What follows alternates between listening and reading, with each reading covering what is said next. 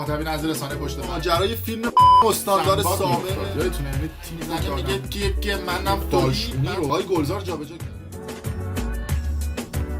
نامه‌ای دارم که تو این نامه میدم بخونه ایشون که ما به فیفا نوشتیم که آقا ما ایشون رو نیاز داریم. حالا هرچند اگرم نیاز نداشتیم بله بیا اینو خواهش کنم بخونید. قرارداد موجود است و ما پایبند به قرار دادیم با امضای من. بعد ایشون دیگه نیومدن. ایشون نیومد، پس ایشون فسخ کرد. ما باید مدعی بشیم. درست میگم؟ یعنی بعد بازی عراق پولو دریافت کردن، ایشون اومدن نشستن روی نیمکت، بعد شما نامه زدید که ما میخوایم ادامه همکاری بدیم با آقای ولی ایشون نیومده. این نامه قرارداد ما موجود است و حی است، یعنی زنده است. چطور وکلای شما نتونستن با حالا دیگه من واقعا این ابهامه که اگر فیفا نمیتونسته پولو بده، اگه شما نامه زدید پس چطور آقای من تاج رأی علیه نمیدونم ایران چرا خودم شبی که رأی صادر شد اصلا باور نمی‌کنید به همه چی فکر می‌کردم الا اینکه بیاد همه قرارداد رو به ما الان باید وکیلی بگیم، ما اصلا اینا رو باید بریم نشون بدیم. ببینید نامه برگشت ویلموس به خود وکیل ویلموس، این نامه رسمی، این نامه انگلیسی بدید 10 جا نوشتیم که آقا ما ایشون رو میخوایم بعد بازی با عراق، چون آقای بیگلری به ما گفت اگه این نامه رو نویسید محکومید. حالا من نمیخوام اسم ایشون هم زیاد بیارم چون بالاخره رئیس استیناف افسیه.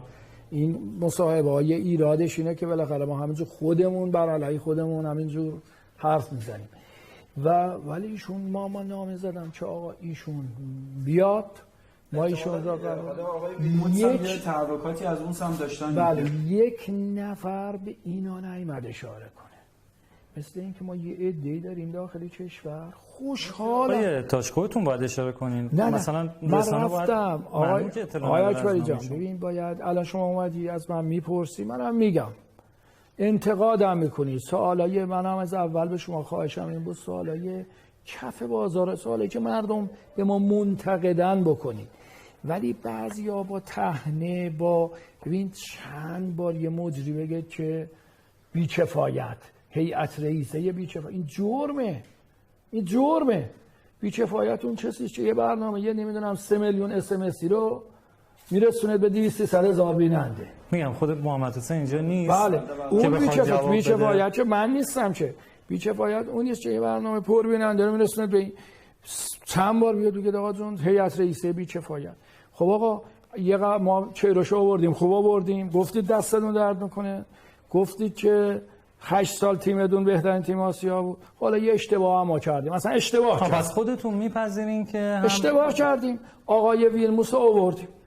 درست؟ آقا اینا میان اینجوری میگن، نه این که چند با لغت چی بی‌کفایت، هیئت رئیسه بی‌کفایت، این که حرف نشد. آیا قرار هست که اموال آقای تاج و اعضای هیئت رئیسه مصادره شه برای پرداخت پول آقای ویلموتس؟ چون خیلی بحثه که قرار است آقای تاج و اعضای هیئت رئیسه پول این غرامت رو پرداخت کنن اگه ما محکوم شیم در نهایت. بله اگر اولا ما باید بریم، همه باید امیدوار باشیم به چسب، چون من فکر میکنم تو چسب باید یه وکیل خوب بگیریم، وکیل مناسب بگیریم و شما امیدوار باشیم هم چسب هم دادگاه عالی سوئیس، هر دو جا باید بریم و برنده هم میشه ایران، چون من فکر نمی کنم این رأی درستی باشه، چون اصلا عادلانه هم نیست. ولی اگر مثلا فقط بقیه بندا نبود و ایشون بر نگشته بود به سر کار و این پول رو نیامده بود در ترکیه بگیره، منم مثل شما میگفتم باید بشه، اصلا قانون دیگه تبصره هم نداره.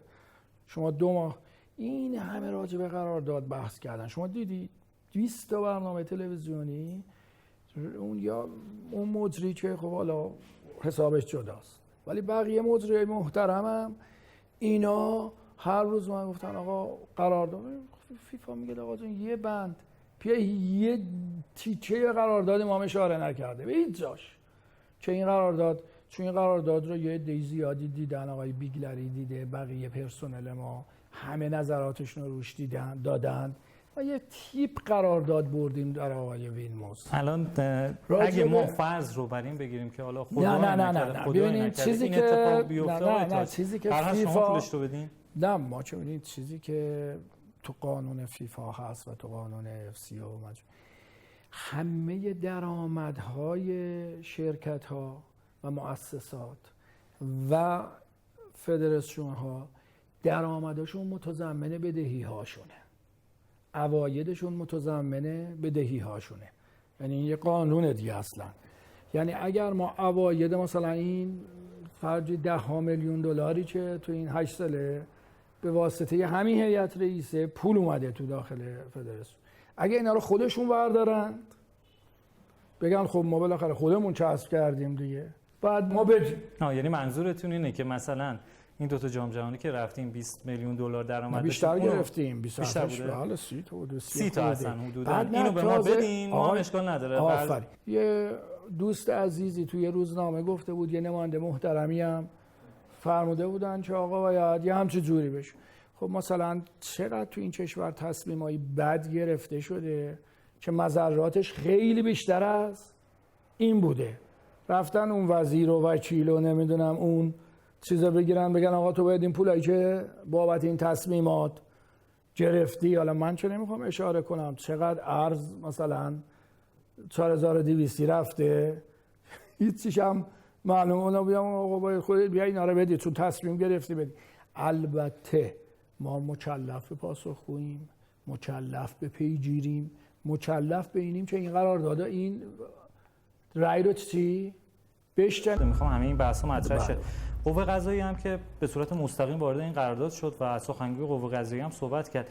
بعد از اون ایشون یه مصاحبه کردن گفتن که پسر یکی از مدیرای ورزش هم مشکلاتی براشون پیش اومد، چون عین جملهشون رو دقیقاً ذهنم نیست. نه فرمودن که پسر یکی از مدیران فدراسیون، نه ورزش، همه ذهنشون به سمت که استعفا هم قبلا در حال استعفاست، ببخشید در حال استعفا، بعضیا ذهنشون رفت رو پسر ما. کدوم پسرتون؟ من 2 تا پسر دارم دیگه. نه همون میگم کدومشون. من یه علی دارم یه وحید، هر دوشون هم دکترا گرفتن، هر دوشون تو فوتبال نیستن، هر دوشون پاشون تو فوتبال نرسیده. این چیز فوتبال هیچ از اطلاعات فوتبالی هم ندارن. شما اگه بپرسی ازشون اطلاعات فوتبالی هم به اون شکلی که حالا دقیقا مثل شماها بدونن چی به چیه چی رو چی، اصلا تو این فضاها نیستن. ضمن این که نه بدهی بانکی دارن، نه بدهی مالیاتی دارن، نه دستگیر شدن، نه نمیدونم چیز شدن، ولی خب دیگه میگن دیگه. منم حالا تونستم به شما بگم آقا همچین چیزی نشده است. پس خونه است الان. بله تو زندان و اینا همش بله ما بود. من الان به شما تونستم بگم، ولی خب دیدم یه رسانه‌ای که از این رسانه‌های بیگانه کلی تعویل و تفسیر و این حرفا که آقا اصلا اینا شون داره کار داخل کشور داره کار میکنه با برادرش با هم و یه کار مشترک هم میکنن، هیچ ارتباطی هم با فوتبال و نفت و فولاد و کوفت و خوره و اینا نداره. پس پسر کدوم؟ بیساقی ببین برادر، اینا این که خب به هر جهت شما، من باز خیلی دلم میخواست که به گذشته بر نگردم و این برنامه و اینا، ولی بازم دیدم حالا دوستان صدام زدن گفتن آقا سکوت کنید، گفتیم چشم. نه خواهش می‌کنم. کدوم دوستان صداتون؟ نه بیرون آخه این چون شما رویه‌ای را، اون کسی که این کارا را میکرد اون هم مطلع بود، هم اطلاعات داشت، هم وابستگی نداشت، هم از تو گوش 200 بار بهش میگفتن گوش نمیداد. ولی شما رو متاسفانه من میگم نمیشه این اعتبارا، برای اینکه مثلا یه نفر میشه، من بودم دیگه اینجا میشست با اقتدار کارش انجام میداد، 200 هم تو گوشی بهش میگفتن آقا. شما که قبل از شروع برنامه چیزای دیگه میگفت. بله من نه شروع برنامه نمیگم. آقای هاشمی حرفم همینه، میگم آخه چرا باید چرا باید وقتی که شما دارید، من چند بار به شما میگم آقا ما نباید به استقبال این بریم که حرف شما هم درسته. با من اصلا اعتقادم اینه که نهادهای نظارتی تمامشون استقبال میکنم، هر نهاد باید یه بالاخره یه پولی چه خورده باشه، باید بیاد بحث بکنه. من این نکته بگم، شما یه توضیح دارید و ما در خدمت. یه نکته جالبی گفتید. مشکل اینه که چند سالی شما یه در واقع سپر رسانه‌ای خیلی قوی داشتید که هیچ انتقادی از فدراسیون نشه، هیچ نکته‌ای مطرح نشه. آدمای مختلف جاهای مختلف بودن که فدراسیون شخص شما روابط خیلی خوبی با هم داشتید، حمایت می‌کردن و عادت کرد فدراسیون به اون شیوه. به این سپر حمایتی عادت کرد و الان که نقدی از خیلی کوچیک اصلا نقد قانونی، نقد حقوقی و نقد منطقی شما دیگه نه مطلع نیستید، در جریان نیستید. ما به خود واقعا انصافا میگم ما چندین بار با بچه‌ها این قرارداد خوندیم، به همه کسایی که فکر می‌کردیم مطلع هستن تماس گرفتیم، باشون صحبت کردیم که کامل با اطلاعات کامل بیان صحبت کنیم. ولی شما برمیگردید آخر عزیز دلم ببین، اولا اگه من عذرخواهی می‌کنم، ولی اگه شما فکر می‌کنید که منظورم این که سپر رسانه‌ای منظور آقای فردوسی پور، نه کلا خیلی از دوستان جاهای مختلف از من بیشترین انتقاداتو کرد، بیشترین حمله را کرد، بیشترین انتقادات. شما چند تا از منتقداتون شکایت کرد فدراسیون؟ بله مشخصه اون از رسانه‌ای نه حساب شما همه دارن میکنن، از همه هم رضایت دادیم، همه دو تا من شکایت تو عمرم کردم، اون دو تا هم رضایت دادم. ولی اگه منظور آقای فردوسی ایشون سپر من بوده تو این مدت، اصلا اینجور نبوده. ایشون انتقاد می‌کرد، انتقاداش منصفانه بود، تو گوشی گوش نداشت. الان به نظرم مردم تمام توضیحات شما رو شنیدن، کاملا توضیحات شما رو شنیدن. ببین آقای فردوسی تمام اینا رو میمد میپرسید، خیلی هم محکم از ما میپرسید، خیلی هم انتقاد میکرد، ولی احساس میکردیم که صادقانه داره میگه آقا این ایراده داره. الان احساس غیر صادقانه داری؟ من نه صادقانه. من بفهم روز اول نمیدونستین که نمیتونین 2 ماه پول پرداخت کنین. ببینید من آقای اکبری سوال خیلی خوبیه که مردم سوال کردن. ببینید ما قرارداد آقای کیروش رو چطوری دادیم 8 سال فیفا میداد. آفرین. ولی من تو حرفتون بیام ببخشید، یادمه که قسط آخر قرارداد آقای کیروش رو هم شما نتونستین از فیفا بگیرین. چرا؟ مگه AFC نداد پول جام ملت‌ها؟ همیشه ببین یا AFC یا فیفا هر چیزی که ما میگرفتیم، ما اصلا اینجا پول شما باید ببینید ما از بانک مرکزی 1 سنت گرفتیم تا حالا نگرفتیم، از صرافی‌ها رفتیم پول خریدیم نخریدیم، یا اگر هم می‌خریدیم نمیتونستیم منتقل کنیم. همه پولمون از خارج بود. پول خارجمون هم چی بود؟ یا فیفا یا خب من همینو دارم میگم فیفا دوره آقای کیروش هم پس نمیتونسته پول بده. شما با علم به این موضوع قرارداد بستیم با آقای ویلموتس 100% پول آقای کیروش. پس چرا پول آقای قسط 900 تای آخر نتونستیم؟ چرا 900 تای آخر آقای کیروش رو AFC داده پس؟ نه اون بود این پول خارج، پول داخل نیست. بالاخره یا AFC یا فیفا. و اگر ما میتونستیم از AFC هم پول آقای ویلموتس رو بدیم، در واقع سانکشن‌های جدیدی را ترامپ ایجاد کرد که بعد از اون دیگه امکان هیچ گونه مبادله اسنادی نشد. همون حساب مالزی رو میدونید چیکار کردن؟ بستن. بله حساب سفارت رو بستن. یعنی سفارت اومد ما یه ضرری کردیم اومدیم کمک کنیم، حساب خودمون هم چی؟ بستن. ولی حالا یه سوال ممکنه بگیم خب حالا پول از اونجا ندادید، چرا از داخل ندادید؟ چرا از داخل؟ شما که میدونستید. این نامه های ما نشون میده، ببینید این نامه‌ایه که بعد از 17 در واقع ببخشید ستاد مقابله با تحریم، این نامه رفته تو شورای امنیت ملی، حالا چون محرمانه خورده، ولی خب محرمانه هم نخورده میشه نشون. همه وزرا توش بودن، تصویب کرده که 2 میلیون یورو به ما، اینم نامه هاییه که همه چیزن، 2 میلیون یورو به ما قرض بدن، استقراض. چرا انقدر دیر اتفاق افتاد؟ آفرین. نامه هایی که ببینید ما به چی زدیم، ما بیش از 10 تا نامه به وزارت ورزش نوشتیم، به بانک مرکزی نوشتیم، نامه‌ای که من به بانک مرکزی نوشتم گفتم آقا این فصل میکنه، چون ما که واقعا صاحب تحریم نیستیم، کارش هم نمیتونیم بکنیم، پولم نمیتونیم جابجا بکنیم. ببینید آخرینش رو آقای وزیر خب به من نوشتن، چه حرفی درستی هم بوده که نوشتن 25/7/98 وقتی که ویلموتس دیگه تقریبا 3 رو بعدش فسخ کرده، که بعد از این باز ما رفتیم نوشتن جناب آقای تاج پرداخت حقوق و دستمزد آقای ویلموتس بسم ایتالا جناب با سلام پیروی مذاکره تلفنی روز یکشنبه برای استقراض از طریق آقای رضوانی فرپیگیری نمایید. برای استقراض، چون ما که نمیخوایم پول کارگر رو بگیریم. الان دیدم کارگرا رو نشون دادن، نونوایی‌ها رو نشون دادن. اون قرار بوده که توی فروردین امسال برگرده. بعد چه تصوری این بوده که ما میتونیم این تحریما رو چیکار کنیم؟ تحریما شل میشه. تحریما شل که نشده هیچی، یه کمی هم در واقع سفت‌تر شده. اگر نه، اگر ما بعدم ما یورویی که اون بار گرفتیم یورو 12,000 تومان بوده. اون وقت که از آقای رضوانی فر گرفتیم، وقتی که با ویلموس قرارداد بستیم 7-8 تومن بوده. حالا نمیدونم چقدر، حالا ممکنه یه رو بیشتر بوده، ولی آقای رضوانی فر ما 12 تومن بوده وقتی که با ایشون، چون اینا 25 میلیارد تومن تو دفاترشون ثبت کردن 2 میلیون یورو رو، ما 24 میلیارد تومن ثبت کردیم بدهی. 12 تومن، حالا ممکنه یورو بشه 40 تومن. مهم اینه که ما همین پولا در فیفا داریم. جریمه محاسبه نمیشه برای شما آخر فروردین ندادین؟ چون فکر کنم جریمه باید بدیم. به چی؟ 60 نه ستاد مقابله با تحریمه.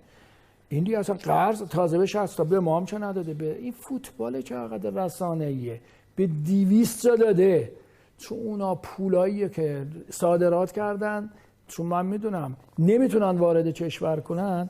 بانک مرکزی، من براتون میخونم از روش، بانک مرکزی به 60 نوشته که من ازت رفع تعهد ارزی کردم دیگه، یعنی ارز ازت نمیخوام، تو فقط بده به چیز.